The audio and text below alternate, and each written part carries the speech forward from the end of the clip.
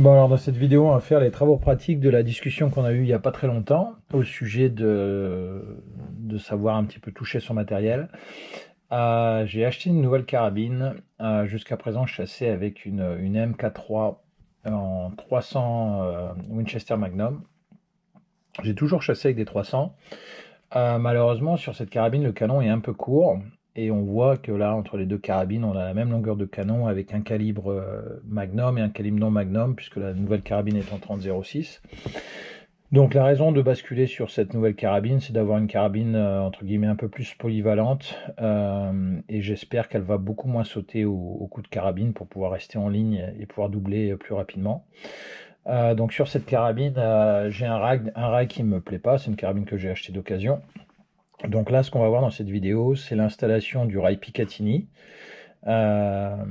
Ensuite, je vais monter un busque sur la crosse, parce que j'aime bien avoir des busques réglables. Ça m'a joué des mauvais tours dans le passé. J'ai tendance à me coucher sur ma crosse. Et dans les moments importants, parfois, si on n'est pas bien en ligne, on voit pas la sortie de sa jumelle, ça fait manquer des opportunités. Alors que quand on a une crosse avec un busque qui est bien réglé, mais globalement, on a beau se coucher sur sa crosse, on va toujours voir la sortie de son optique et pouvoir tirer. Donc c'est pour ça que je vais installer un busque réglable. Et une fois qu'on va en être là, en fait, on va aller régler la carabine. Malheureusement, au moment où j'ai fait ça, j'avais pas beaucoup de temps. Donc ça va permettre de voir un petit peu l'illustration sur ce qui peut être fait sans avoir beaucoup de matériel. Et j'ai pas pu passer au stand pour régler ma carabine, donc j'ai fait ça sur une propriété privée, dans un endroit où j'avais l'opportunité de tirer de façon très sécurisée. Voilà, donc on commence avec le montage du rail. Donc pour le montage du rail, sur les carabines classiques en règle générale, on peut acheter des rails qui sont déjà pré-percés. Donc il y a juste à venir mettre les vis dans les trous et faire le serrage avec la bonne force. Donc sur ce rail, on voit qu'il recommande d'utiliser de la Loctite. En règle générale, j'en utilise pas, mais je vais en utiliser cette fois-ci. Et donc faire un serrage de 20 pouces par livre. Donc pour pouvoir serrer ça de façon correctement, on va utiliser une clé dynanométrique et on va y aller par étapes. Donc au niveau de la colle, il n'y a pas besoin d'en mettre beaucoup, il faut juste mettre un point de colle sur le pas de vis, en bout de vis, et puis après venir le mettre en place sur la carabine. Donc on va d'abord mettre les vis en contact à la main, ensuite on va venir mettre de la force en réglant la clé aux alentours de 10 pouces par livre. Ensuite on va passer à 15 pouces par livre pour ensuite arriver à 20 pouces par livre, et en règle générale je vais même un petit peu plus loin, j'ai tendance à serrer ça à 22 pouces par livre.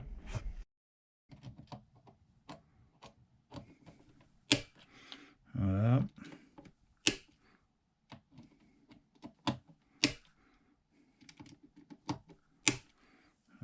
Donc en ce qui concerne la pose du point rouge, bon là en l'occurrence c'est un point vert. Il faut savoir que y a pas mal de personnes qui voient mieux le vert que le rouge, c'est mon cas. Donc j'ai tendance à utiliser maintenant des points verts parce que ça reste net, alors que les points rouges bavent en général pas mal. Mais bon, moi les points rouges, je préfère les mettre le plus près possible de la sortie de canon. Donc là c'est ce que je vais faire. Sur le rail Picatinny, ce qui est bien, c'est de savoir où est-ce qu'on pose son matériel, puisque comme cela, on peut le démonter et venir le remettre en place. Donc, dans le cas présent, on va le mettre au bout du rail, le plus près de l'extrémité du canon.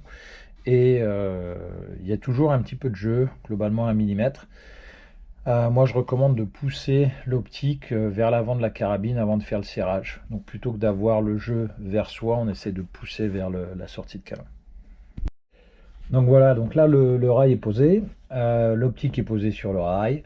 Là maintenant, je vais aller mettre en place mon busque.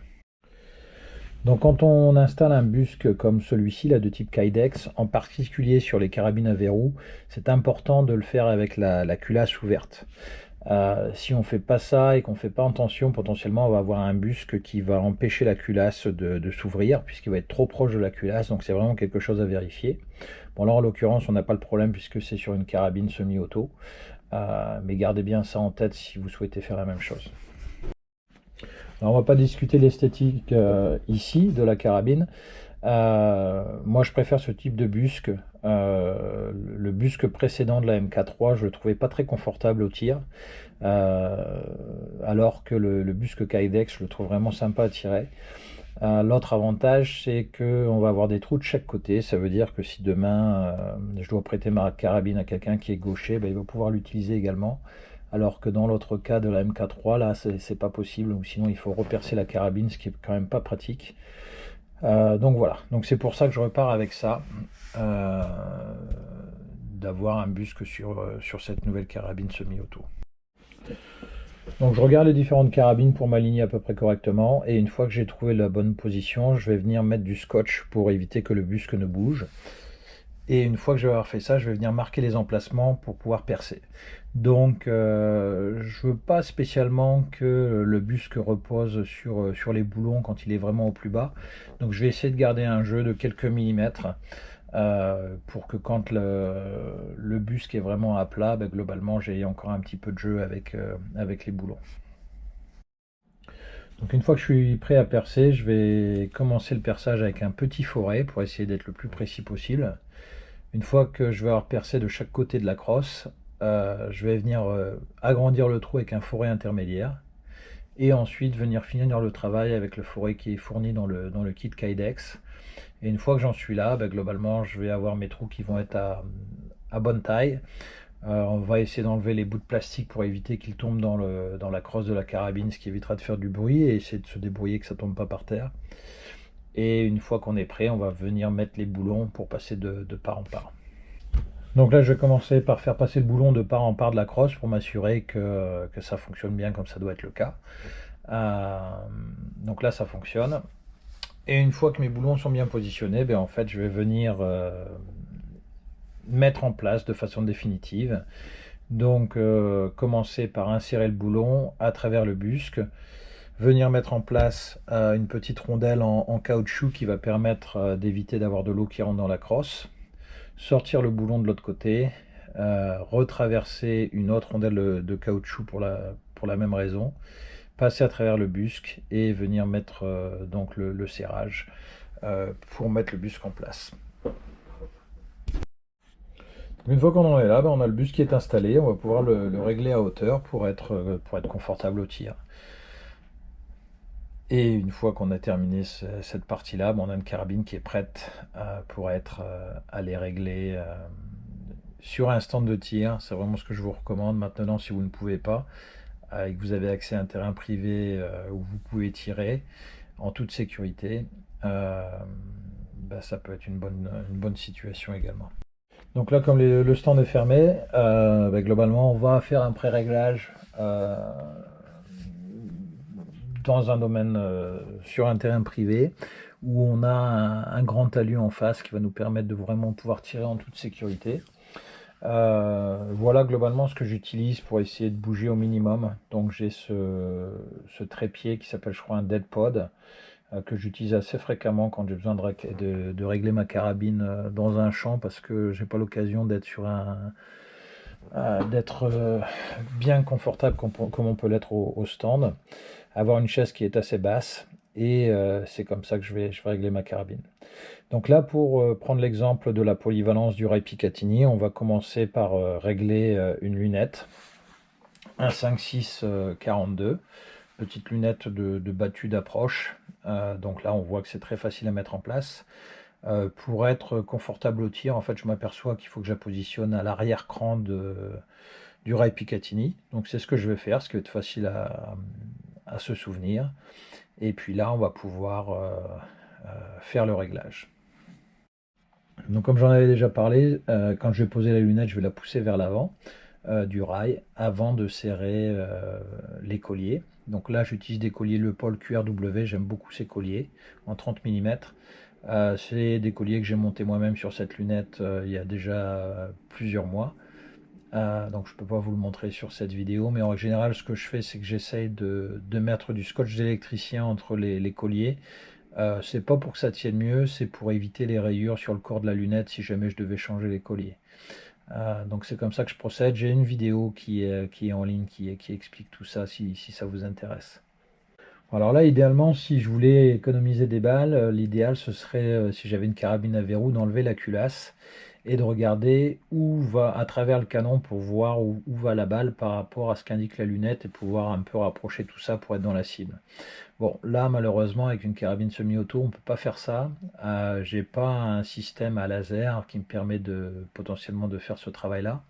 Donc, ce qu'il va falloir faire, c'est tirer une balle à proximité, probablement aux alentours de 15 mètres, pour essayer de voir où est-ce qu'on tape dans la cible et faire un préajustement pour pouvoir après venir se régler ici comme on est à 50 mètres.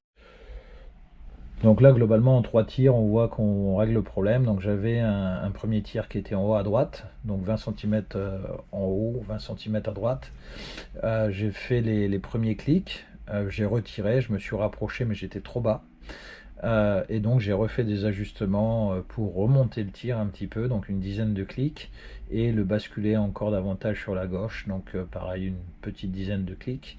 Et donc là, à ce moment-là, je tape plein centre de la cible.